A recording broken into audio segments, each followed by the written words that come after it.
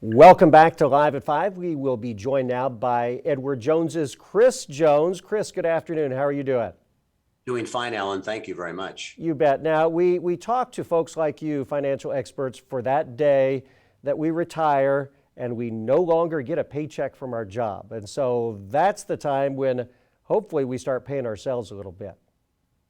Yeah, we really go through two phases of life when it comes to money and investing.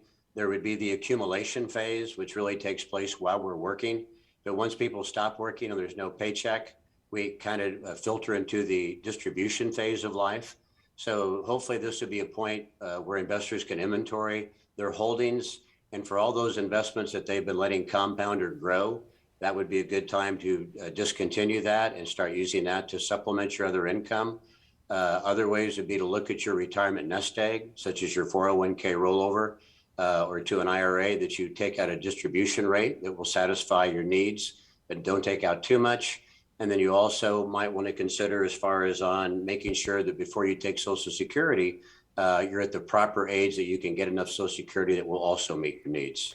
Well, personally, I would say the distribution phases or the accumulation phase is not as much fun as the distribution phase when you're actually having fun with the money that you've saved up your whole life. But like you said, you have to be very careful about how you do it.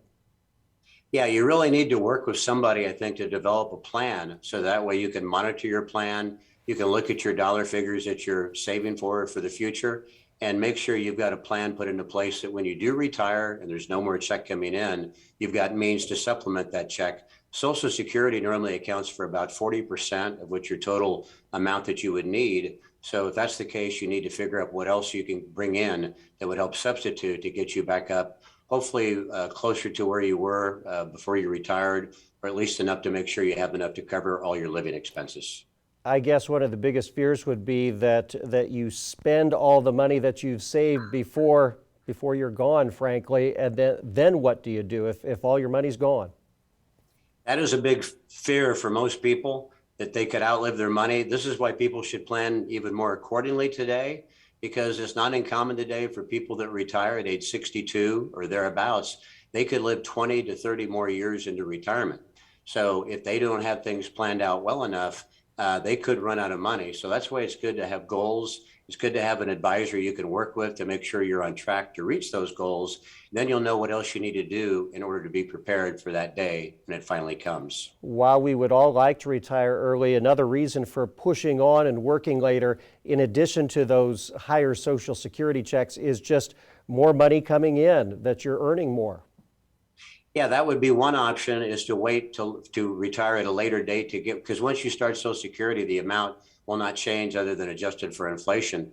Another option retirees might have is once they retire, they might consider a part-time job to supplement their other income. In other words, if they could find something they like, work a few hours a week, that could bring in a few more dollars. It would help alleviate not to take out as much from their other retirement accounts. Well, lots of ways to do it for sure. Chris, how can folks reach you at Edward Jones to talk more about this? Thank you very much, Alan. I can be reached at 1005 West St. Martin's Drive here in St. Joseph, right next to the Chamber of Commerce. And we've got several other offices in town to serve the community. You bet. Chris Jones from Edward Jones, paying yourself in retirement. Thanks for being with us today. Thank you very much, Alan. You bet. All right, stay with us on Live at 5. We'll have more after the break.